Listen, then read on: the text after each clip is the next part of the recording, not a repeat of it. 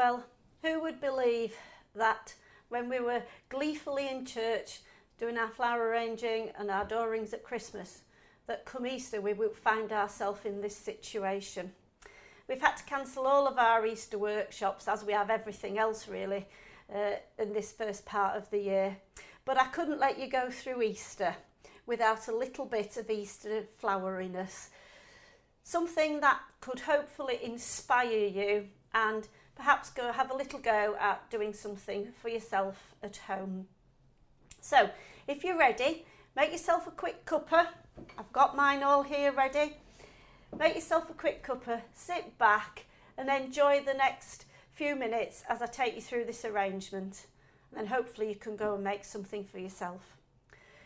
I was very aware that getting the materials might not be easy. So I've tried to make sure I've used everything that you might have already stored away in the cupboard.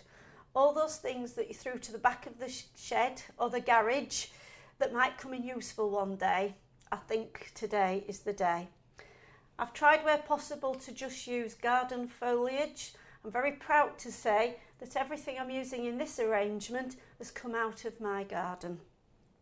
So, first thing we need is to get the container sorted. My guess is you haven't got any Oasis in. So I was wanting to look at making it a little bit more ecologically friendly.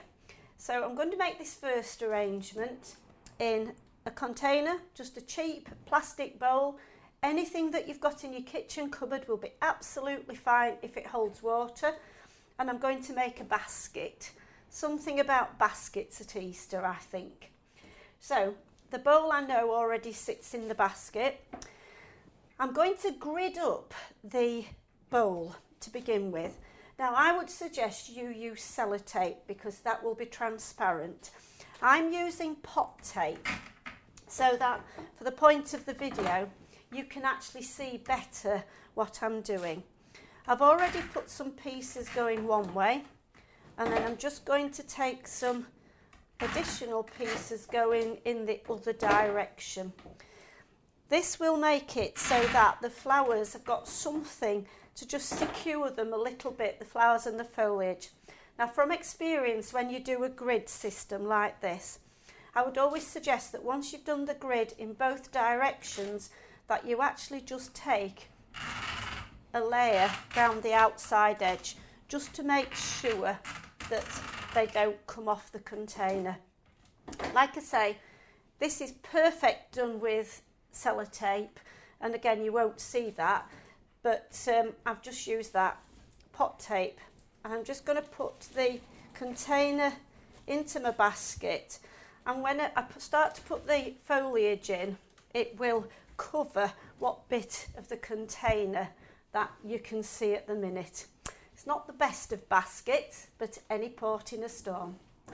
So I'm going to start with the foliage. I've got all sorts of bits and pieces out of the garden. I've got some hebes.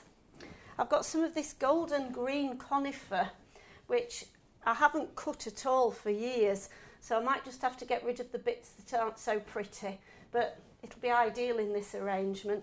Another variety of hebe. A little bit of our viburnum tinus. I think this is going to have to come out because unfortunately I seem to be getting something eating it, and over the years I've tried to do all sorts with it, but I can't, and I think that might have to come out. Some of the blue conifer, which as you know I've been saving for ages, and then I've got a little bit of ivy to finish the design off with later on, kind courtesy of a local hedge. So we're going to start by putting the foliage into the container.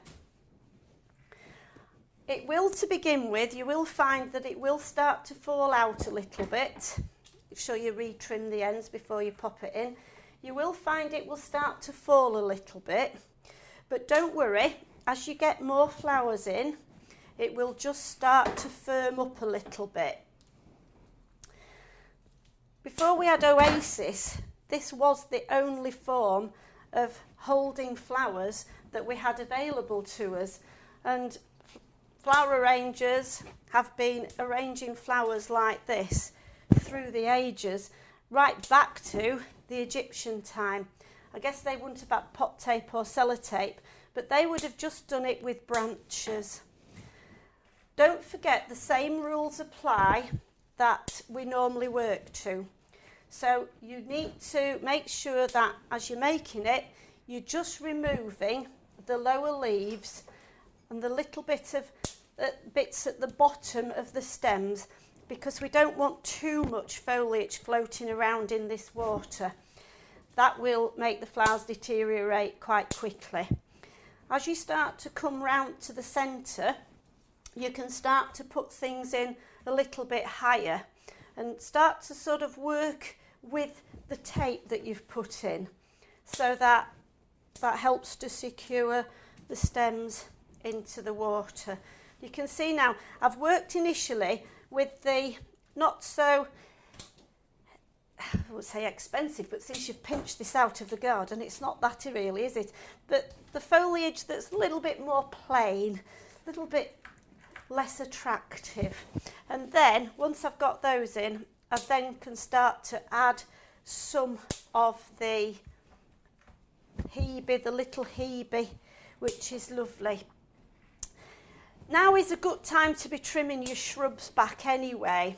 I, rightly or wrongly, always prefer to do the trimming of my shrubs in the spring. I prefer to let them winter. We're on a very wild corner, which gets a lot of wind, which always worries me in the autumn when you're trimming back. But I always feel when I trim in the spring, I can actually see where the new buds are starting to come out as the fresh foliage starts to develop. Excuse me. So I do prefer to trim back in the spring. I don't know whether that's right or wrong, but it suits me. So good time is to start trimming back now before you get too much new growth on it. Sorry.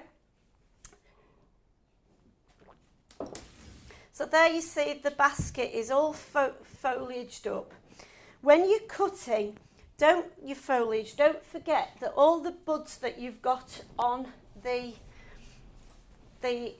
foliage, that is the new growth. So you really only want to be cutting as much as you want for this arrangement, because if you cut too much, then it's a little bit of a waste, and you want to give that would then develop and you can use it again during the summer.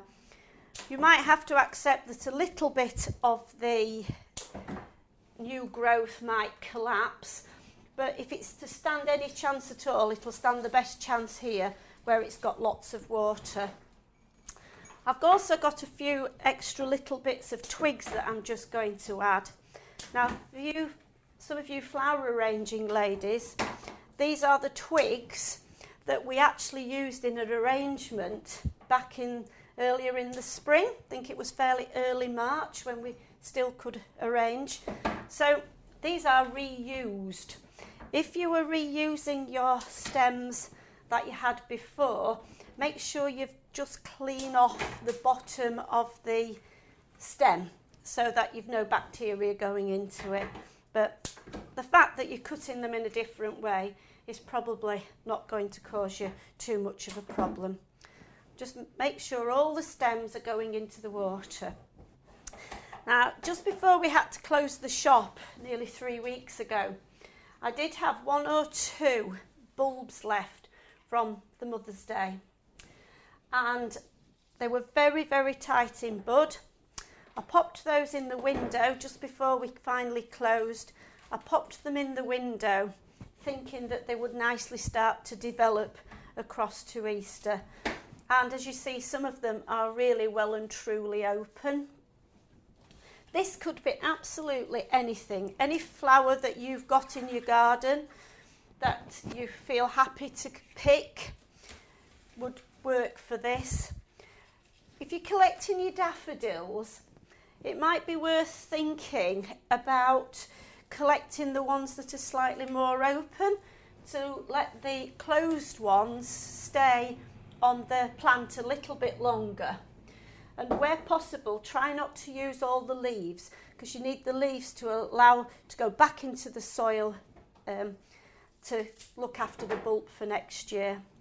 A few more little tete-a-tetes. These also were left over from Mothering Sunday, Mother's Day. I'm just going to add those in as well.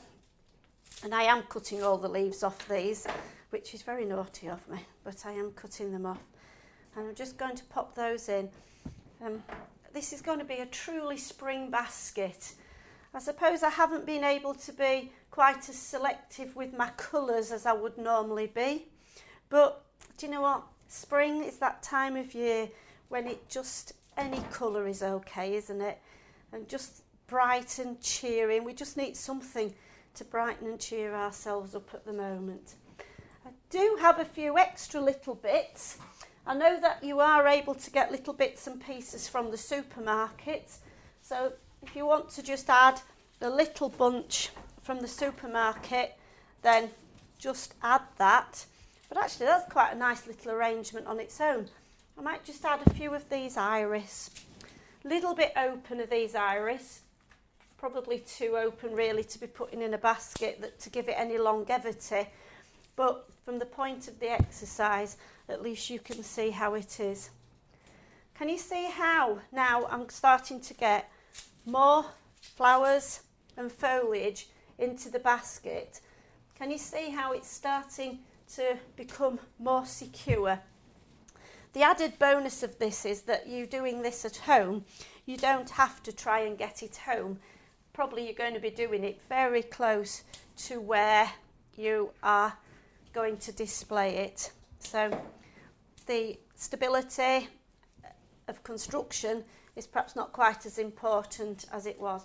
Just going to turn the basket round. Don't forget, if you're doing an all-round design, don't forget that you do need to keep turning it round.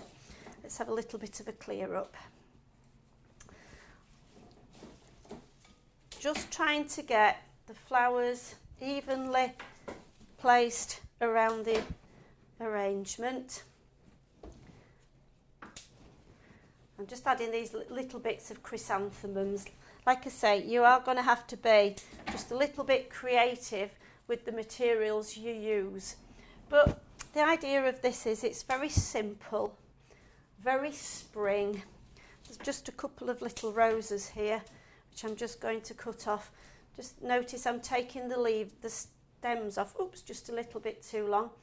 The disadvantage of this, of course, is that you've got to get the lengths right, because with Oasis, if you'd left it stem a little bit too long, you could at least give it an extra push. But you need to try and aim to get the stem length as near correct as you can. You will find as well that the more flowers you get in it, the harder it is to pull something out. So ladies, a very, very simple little Easter basket, something to give a little cheer, and something that you can use with the materials you have in your own garden. Enjoy making. Cheers. I hope you have enjoyed this tutorial demonstration. Big thank you to Tim and Matt for all their techie bits. To keep up to date with all of the latest news or book one of our workshops, click the link in the description and like Finishing Touches Florist on Facebook for more videos like this.